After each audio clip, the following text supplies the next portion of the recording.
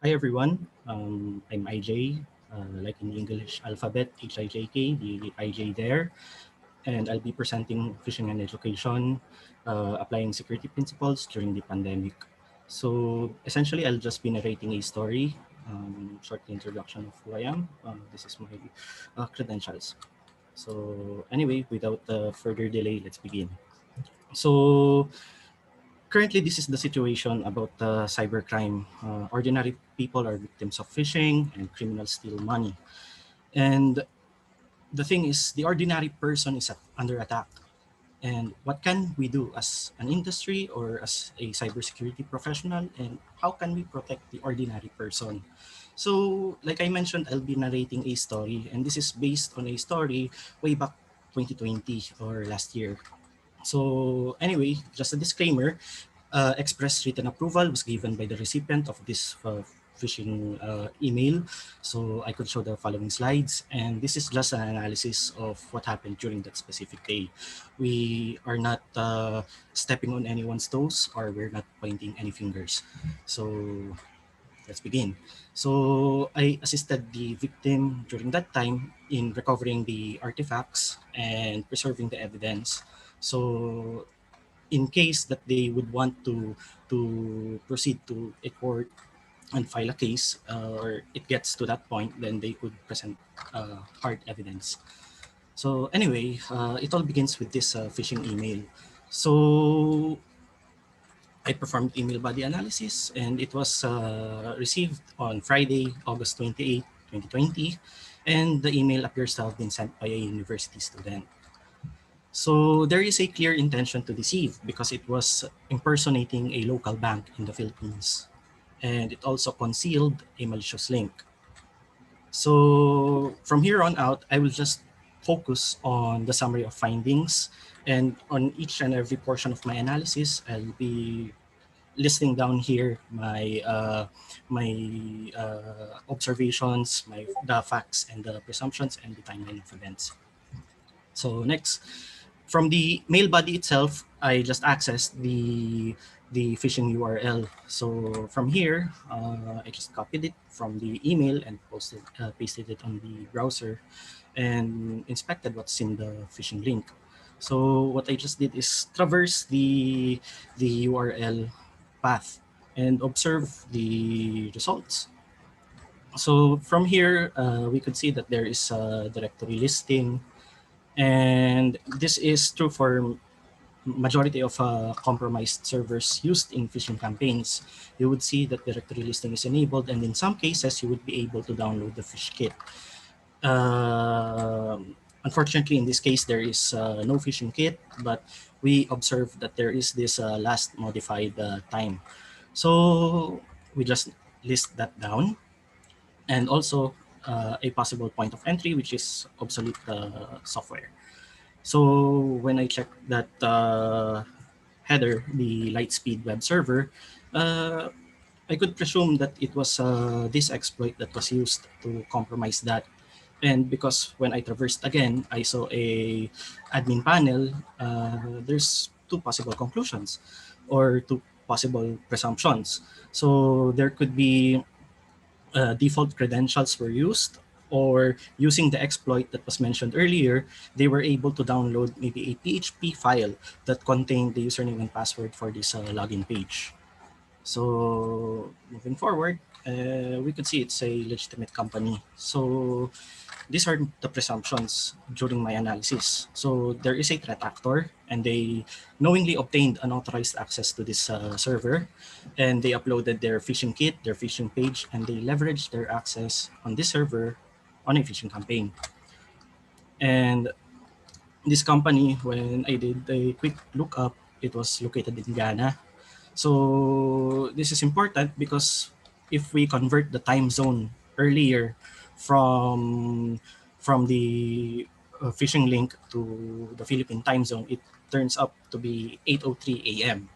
So going back to our list of facts and the timeline of events, we could see that the phishing email was delivered to the complainant or to the victim around 6:35 a.m. And the timeline of events, there was a modification on the phishing server at around 8:03 a.m. So that's just by analyzing the phishing link and the email body. Now let's proceed with the email headers. So we just open it on Outlook and copy the internet headers to Notepad. So you the email headers would look like this. It's quite long, but actually, I just noticed this tweet by Vincent Yu, Vice Security, yesterday. So he mentioned about MHA, and if we're using Notepad, then we're doing it wrong. And unfortunately, it was way back last year when I did my analysis. So this is a tool that I could have used way back then, but it might be helpful for anyone who would want to perform similar investigations in the future. So moving forward, I did my email header analysis with Notepad. And the important thing is when you do mail header analysis with Notepad, you read the headers from bottom up. And in case there are some headers that you don't understand, then you just look them up through Google and find documentation about what they are about.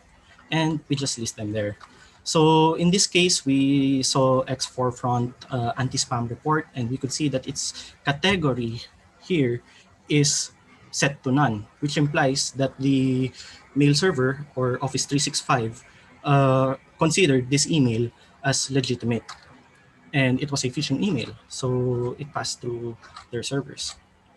So I just run through these steps, listing down headers, where did the email come from, to whom it was sent, what date, what subject, so on and so forth, and also noting the timestamps. So I move forward with that, and I also consider the authentication headers.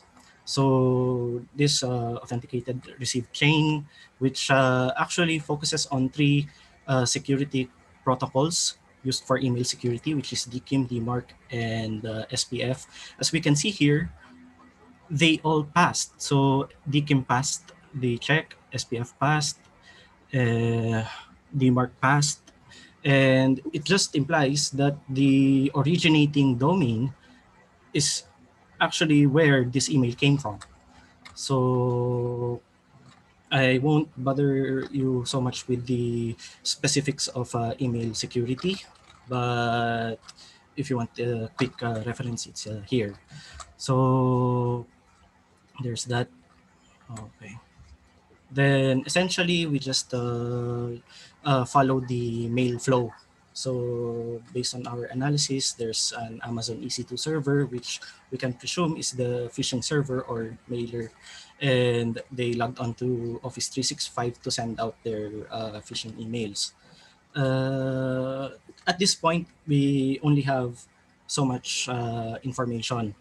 There's a list of facts we have. The email is malicious by itself. It was delivered 6:35 a.m. and the domain was used in a phishing campaign, and the exchange was done in the web server that was compromised. There's also presumptions, and they remain presumptions for now. But this is what we have. Now we add in other evidences which we found through social media, and this is how I actually found about the complainant, the victim, and about this entire thing. So let's begin with the post of the defendant. So this is the guy who is being accused of sending out the phishing campaign. So they mentioned here in Tagalog that they checked their logins around 3 a.m. in the morning. So let's list down that fact, and let's also list down the time they created that post, which is 1:50 p.m. in the Philippines. So next, they posted two images, and this is one of the images. So we could see that there is a timestamp of 2:59 a.m. in the email that they opened. And on the left side, we could see that there is a very similar looking email sent to multiple recipients at around 7:32 p.m. of the previous day. So those two facts we also add to our list of findings. So it was a phishing campaign that was sent the day before. So next, he also posted another screenshot, which contains login activities on his account, and it's coming from various countries, so at varying times as well. So let's list those out. Then next, there is also a comment that was made by the defendant in this scenario. They posted another screenshot in this comment as well. So there's this list of login events again, and like we did earlier, we just list them down. So next, what would have prompted the defendant to create such a comment and to make a post about him not being the one who sent the phishing campaign? It's because of this post, which was posted around 9:36 a.m. in the morning in the Philippines during that time, and it contained uh, the phishing email and the Facebook profile of the defendant, the one being accused. So we just list down all of those facts. So now let us review the timeline of events. 7:31 p.m. phishing email was received to multiple recipients, and this is not just a guess. It was based on what the defendant themselves have posted on social media. Then we could see that there are suspicious logins to their account. Then again, they sent out a phishing email around 2:59 a.m. Then around that same time, they also claimed that they checked their student email. So for me, in my personal opinion, what did they do between that time that they checked their email and after realizing that they were already sending out phishing emails, what did they do after the fact? Because it seems, based on what we have right now, the phishing activity just continued. There was no change, and the only time that it stopped was when someone already posted on social media. So for me, it could be also possible that as they claim their account was hacked, at this point, we really cannot tell because it would have to be uh, run through the legal process. But in my personal opinion, the suspicious logins could be generated through maybe some sort of VPN or proxying. And based on the timeline of events, why would you, as a victim of hacking, if you've checked your account and you know that you were compromised, why did you not at least change your password? But then again, that's just my opinion. So this is the list of activities, and unfortunately, in this case, when I spoke with the complainant later on during that time, they just said that the issue died and there was no progress. So that's the sad reality of it. So moving forward, when it comes to dealing with phishing, many people actually do it through security by optimism and prayer. They simply hope that nobody hacks them. And the issue is we raise things like the people, process, and technology. We say that we should have better technology or solutions. We say that there should be better processes on how to deal with these kinds of stuff. But the reality is, it's people who, on their own volition, make changes to either technology or processes. And until we realize that there is some issue here, then we would continue to see memes happen in real life. So memes such as these ones, like we tell infosec people tell victims to not open the attachment, or people using strong passwords but using it for multiple sites, and so on and so forth, and cases like these, and default credentials in supposedly secure environments, and of course, people saying that they won't fall for phishing scams if they don't check their emails. And because of all of those reasons, I drink heavily and weep for the future of humanity on a daily basis. This is a bit I can relate. So, anyway, from an ordinary person's perspective, there are three things. There's the device, the browser, and the applications. And primarily, the browser is also an application. But the thing is, they commonly forget about this portion of the browser and many other applications, which is the URL. And why is this important? So this might seem a bit too technical, but I will oversimplify it. So when you look at the URL, you always have to look at the portion right before the resource path slash this one highlighted here. So this is important in determining phishing as well, because way back 2018, you would notice that phishing primarily is by hiding that portion of the URL. Victims would just see the page that they want to visit, such as Facebook, and they ignore the latter portion of the URL.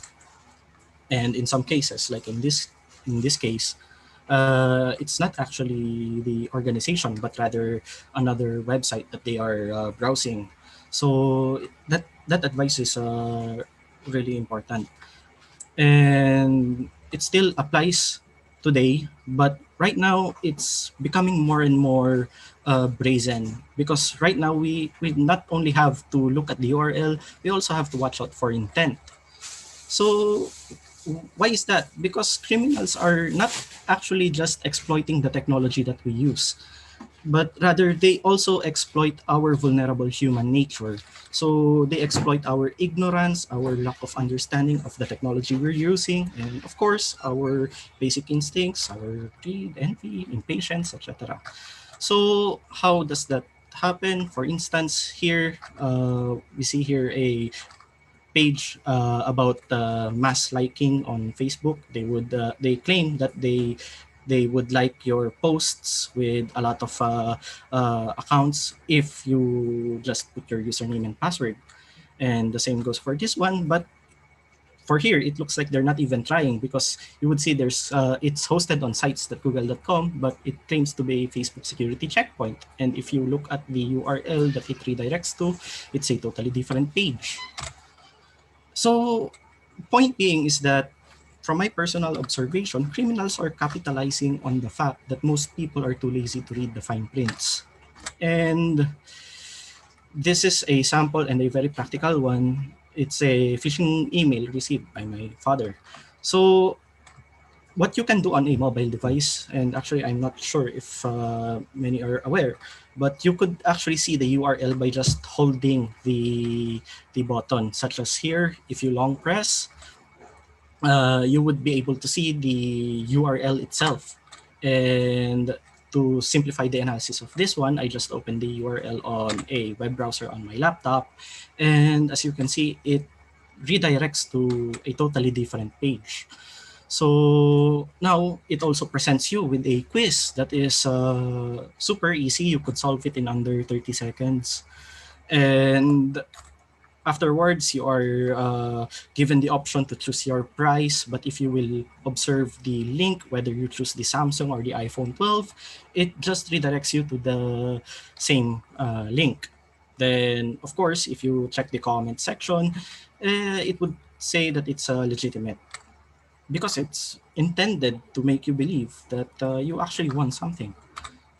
And afterwards, you are redirected to this page, and you're again asked for your username and password. And eventually, you will be asked for your credit card, and voila, you're already a victim. So it's not just through email, because right now it also happens through social media. And in some cases, accounts of minors are being used. Like in this case, I just redacted some of the details so that it wouldn't affect their identities. But this is a minor's account. And what happened here is that I had a mutual friend who was a mutual friend of one of their friends. I hope that made sense. So in this case, they had a friend who had a mutual friend with me. So I just checked their account.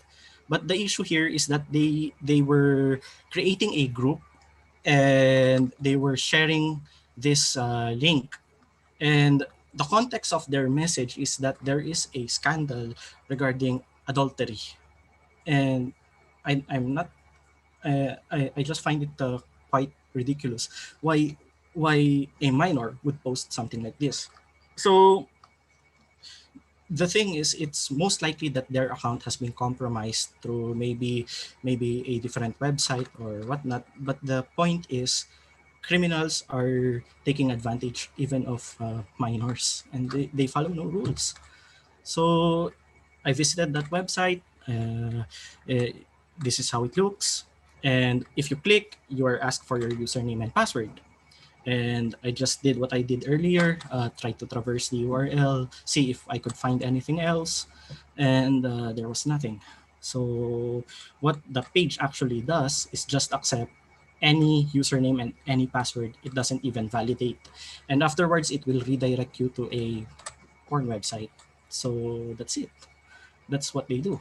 They just collect your data. And unfortunately, there are people who really fall for this. And they are the most vulnerable folk. And this happened a couple of times during that day. So from various accounts. And in this case, it changed their URL. So I tried to put the URL from Facebook to my mobile browser, and it was the same thing. And this is how phishing occurs nowadays. So after a while, the account was taken down and the group was taken down, but still, damage has already been done because there were people who saw it, and it happened a lot of times. So now that is a part where social engineering is used, but in some cases there are really exploits, like one of the most recent ones, CVE 2021 404444. And essentially, if you download a document file, at times if you open the document file, it would execute malicious code. In this case, it's just a proof of concept, and it executes a calculator. So I had to enable editing there, and it took a while, but it executed code. Now, I saw a tweet using the very same exploit, but it was much worse because in this case, they didn't even have to open the document file. They just had to click on it and see the preview on explorer.exe. So as it is, uh, malicious code has been executed. And this might seem a bit unusual, but if you could just imagine, instead of executing calculator, what if a ransomware instead was executed? What if a reverse shell or something that would give access to a malicious actor on your computer were to be executed on your device? And that is increasingly the direction we are taking with this phishing issue. So moving forward, as an individual, in my personal observation of what's happening, there's eager blaming of victims, and because there's eager blaming of victims, there's no real action after the fact, and because there's no real action after the fact, there's no improvements being done. Because it's a lot easier to just say, you fell for that phishing campaign because you were stupid or you didn't know any better.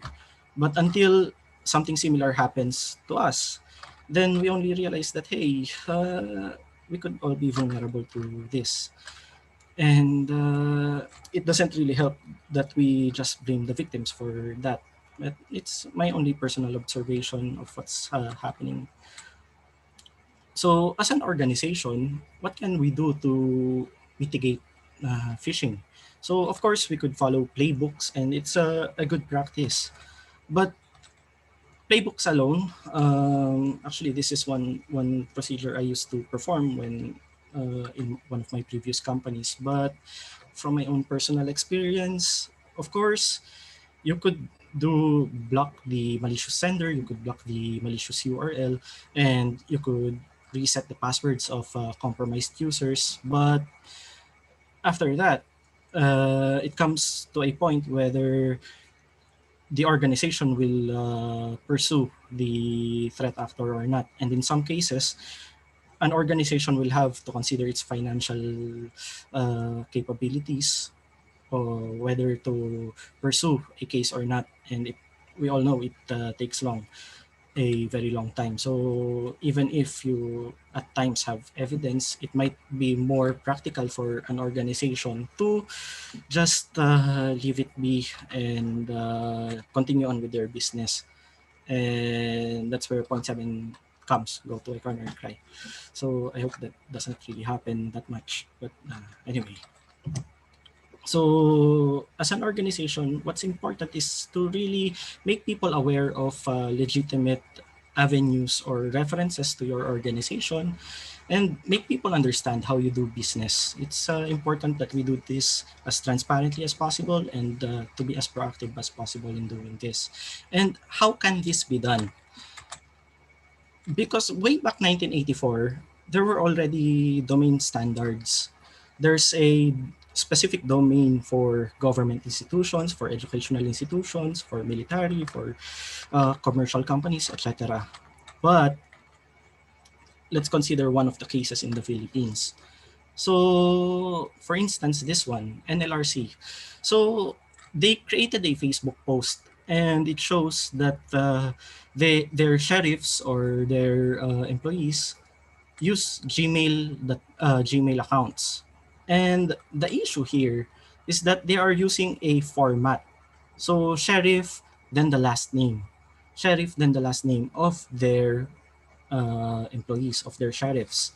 Now, if you were a threat actor, if you were a criminal, and your intention is to deceive people under the guise that you're a part of NLRC, then what you could do is create something that looks similar. Maybe you could create Sheriff de la Cruz at gmail.com, and then you introduce yourself as part of NLRC. And when people look at the page of NLRC, they would see that it's the same format that people are using. And we have a problem. Now, it's a very different thing if instead of using gmail.com, they were using a domain of their own. So instead of gmail.com, if they used at nlrc.gov.ph, for instance, then it wouldn't be so much of a problem. Now, this is not to step on the toes of people from NLRC. Maybe they have no personnel, maybe we don't really know the issue why they used this. Maybe it's for practical reasons. I really do not know, but it's something that I wanted to open the discussion about. So what about other government agencies? Well, it's not just NLRC, there's also Defendant Las Piñas, and we know it's supposed to be under gov.ph, but they're using .ph. Now, another issue here rises. What if someone creates DepEd Pasig.ph and they're not actually part of DepEd? They are criminals who just want to collect information about young individuals or kids.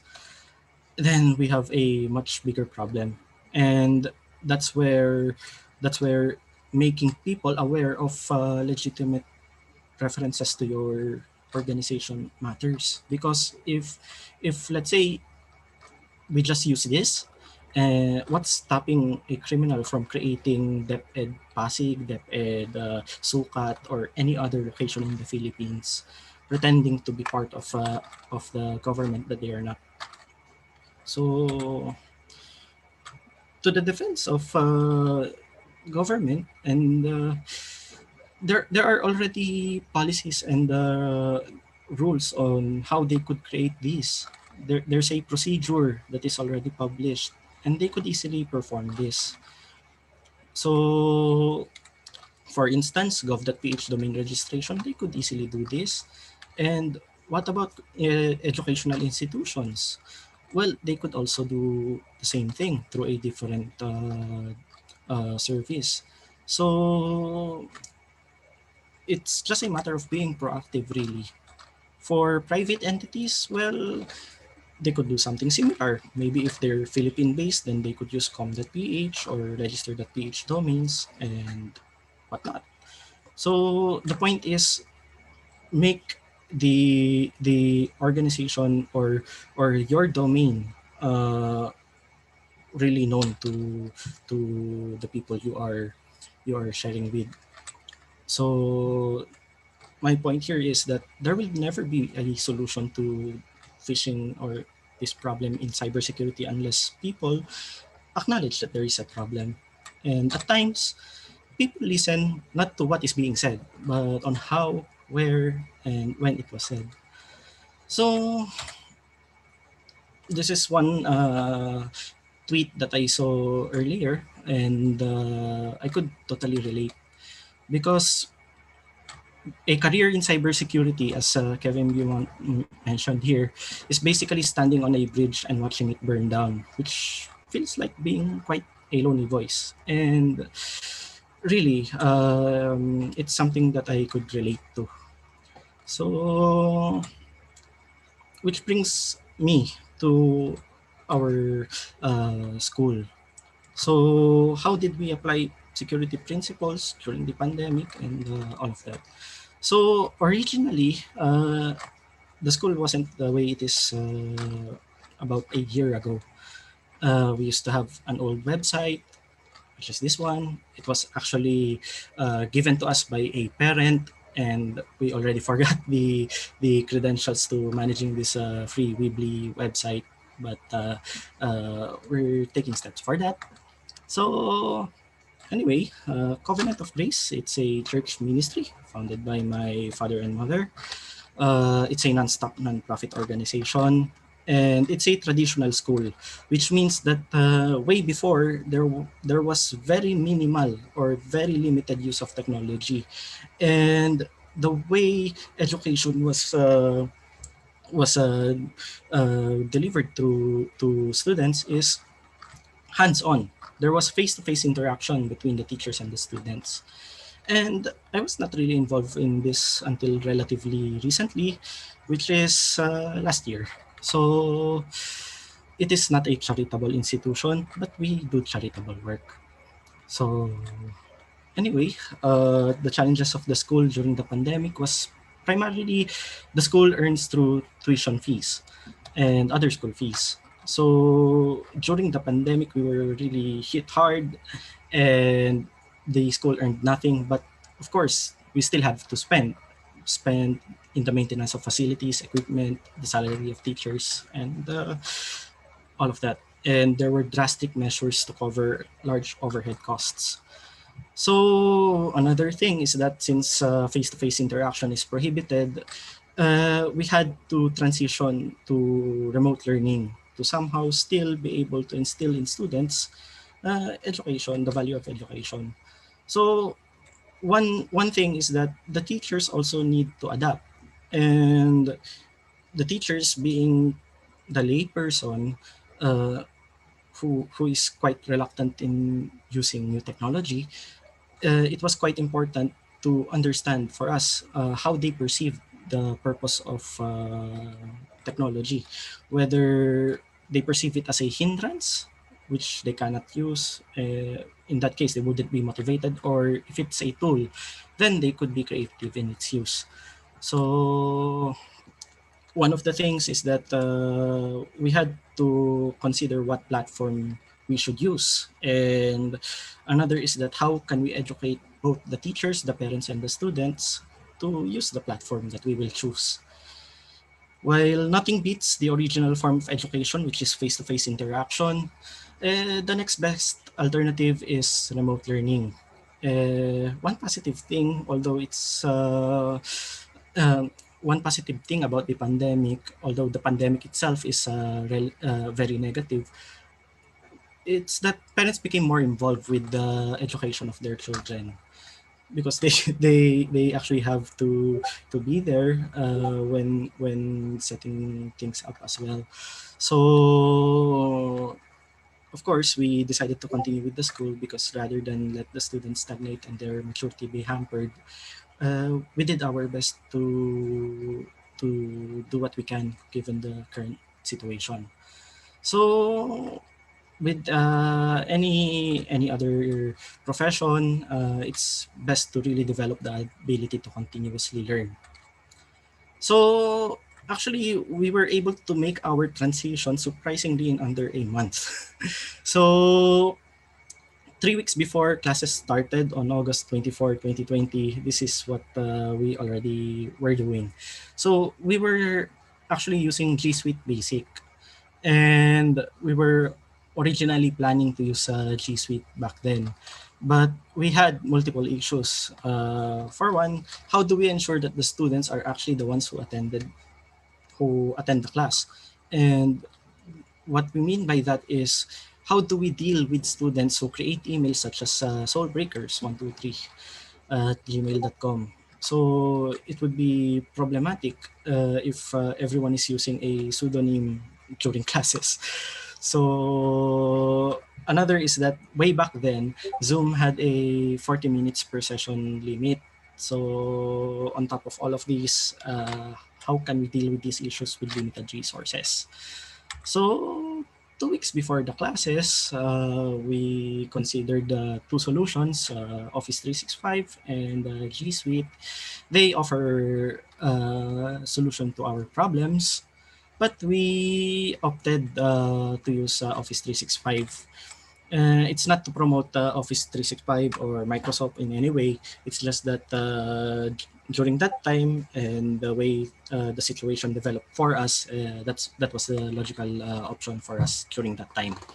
So of course, the reason being is that it was already familiar with the parents. There was no conference time limit. It was also familiar to the teachers, and I was a Microsoft student partner in the past, so I could install Windows 10 Education on the workstations of the teachers. No need for piracy. So there. Also, there was some survey that was released during that time, which showed that Teams was actually using the least data usage. So in the Philippines, where internet is relatively slow, and not everyone can afford a very fast internet connection, it just made sense to use the one with the least consumption. In this case, it was Teams apparently. So there. And 1 week before the classes started, the teachers were actually studying how to use Office 365 on their own. Not because we told them to do it, but on their own. They were really trying to understand how the platform works, how can they use it for the remote learning of the students, how they can be creative in its use. And during this time, which was crucial because it was a week or less than a week before the actual start of classes, it was also during that time when Google encountered outage of a few hours, I think. So good thing we used Office 365 back then, but in terms of we're not really just promoting Microsoft. Okay, so there. First day of classes, some parents and students had issues, but we were able to resolve them easily, and everything was working smoothly. So thankfully. So what was my role in all of this?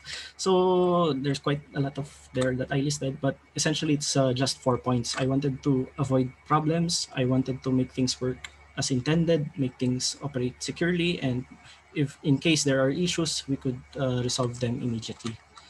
So we also wanted to avoid this kind of issue where in case we used a platform that was misconfigured, someone could actually join a class and really disrupt everyone. There were some cases where a class was actually raided by some group like this one, and they were uh, doing very very bad stuff. So anyway, moving forward, uh, in terms of applying due diligence, we're constantly improving. We're learning new stuff. We're improving our website. We're keeping basic security standards, the headers at least. Then SSL, the list of users, we know who they are, the email security, and for investigations, we could actually easily just check if there was someone who received a phishing email. And of course, and most importantly, we were able to configure multi-factor authentication. So this is actually one of the parts where uh, parents of our students uh, find it a bit troublesome, but to a certain degree, they understand the importance of having multi-factor authentication because in many cases, it's just username and password, and they're already logged in. But at least in this case, they actually are the ones who approve the login of the account of their child. So there. And of course, that one. And compliance from 2020 we had 75% in Microsoft's tool, but now we have 78%, which is in Filipino grading system. It's pasang-awa in one sense, but it's good enough for us. At least we are able to do what we intend to do. So we will still improve. So at least we are able to conduct remote classes, and it seems the teachers and the students are faring well. So takeaways: always understand the business and its processes to make relevant changes. It's inevitable to have to adopt new technologies, so it's much better to do it now. And due diligence always starts with people, and you have to know your assets. But if you make a mistake, uh, eh, you should admit it and act on it. So it's okay not to know everything. You can ask questions and learn, and don't let your limitations limit you. Let it be a challenge. Like in our case, we had limited budget and all. It's better to do things right from the start. If let's say we continued and we didn't really consider security to begin with, it would be a lot more difficult if in case we get attacked sometime, and it's all because we lacked security. It would be much more difficult than to start things right already and integrate security in our setup. So it's not impossible. It's hard, and it's definitely time consuming if issues arise due to lack of security. So all of these, it would not be successful, our current setup, without the cooperation of both the parents, the students, and most importantly, the teachers who used to be parents of our former and also current students. And lastly, and this is quite a personal takeaway for me, sometimes we do not realize what is important to us until they are almost gone. And I believe this applies not just to to security or this talk, but it applies to many aspects of life. So it ain't much, but it's honest work. So shameless plugs, Twitter, Facebook, and Facebook. And that's it. Thank you and God bless. And please remember, hack the planet.